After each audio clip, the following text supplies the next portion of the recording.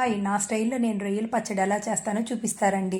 1 kilo రొయ్యలు తీసుకొని శుభ్రంగా 2 టైమ్స్ వాష్ చేసుకొని, ఆ రొయ్యలన్నీ ఒక పాన్‌లో ఏస్తున్నాను చూడండి.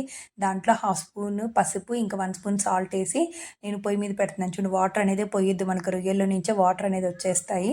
నెక్స్ట్ గరం మసాలా కోసం ఒక పాన్ పెట్టి అందులో 3 యాలక్కాయలు, పట్టా, లవంగా, 1 స్పూన్ జీలకర్ర, 2 స్పూన్స్ ధనియాలు వేసి అవి మంచి అరోమా వచ్చే వరకు వేపుకొని అదంతా మిక్సీలో వేసుకొని ఫైన్‌గా పౌడర్ చేసి పక్కన పెట్టుకోవాలి.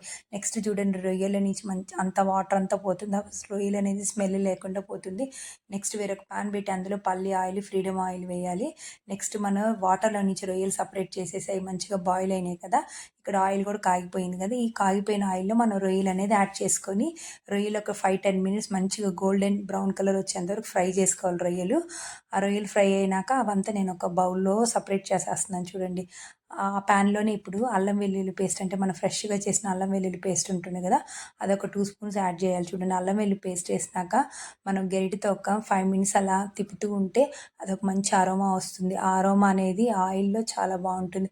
నెక్స్ట్ మనం కొలతగా చేస్తున్నాం కాబట్టి కిలో రొయ్యలకి ఒక కప్పు కారం, ఒక కప్పు సాల్ట్ అనేది యాడ్ చేస్తున్నాను చూడండి. నెక్స్ట్ ఇందాక మనం గరం మసాలా చేసి పెట్టుకున్నాం కదా! ఆ గరం మసాలా కూడా యాడ్ చేస్తున్నాను చూడండి. అవి వేసాక ఒక 5 మినిట్స్ మనం గరిటెతో మంచిగా తిప్పితే ఆ మసాలాలన్నీ నూనెకి పట్టి మనకు రొయ్యల ఊరగాయ అనేది చాలా టేస్ట్‌గా ఉంటుంది. నెక్స్ట్ ఇప్పుడు రొయ్యలన్నీ మనం ఉడకబెట్టి వేయించిన రొయ్యల్ని ఇప్పుడు దాంట్లో యాడ్ చేసేస్తున్నాను చూడండి. అది యాడ్ చేశాక మంచిగా ఒక 5, 10 మినిట్స్ అయినాక స్టవ్ కట్టేసాను.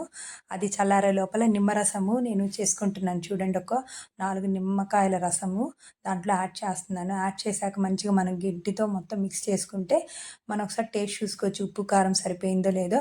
వన్ డే అంతా మనం ఇలా లీవ్ చేసేస్తే దాంట్లో మంచిగా ఉప్పు, కారము, పులుపు అనేదంతా పట్టి మనకి మనం స్టోర్ చేసుకుంటే 1, 3 మంత్స్ అయినా అలానే ఉంటుంది.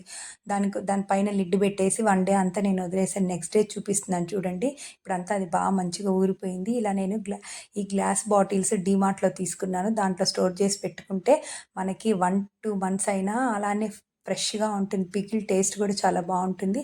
మీకు గనక ఈ వీడియో నచ్చితే లైక్ చేయండి. ఇంకా సబ్స్క్రైబ్ చేసుకోండి. ఇంకా బాయ్.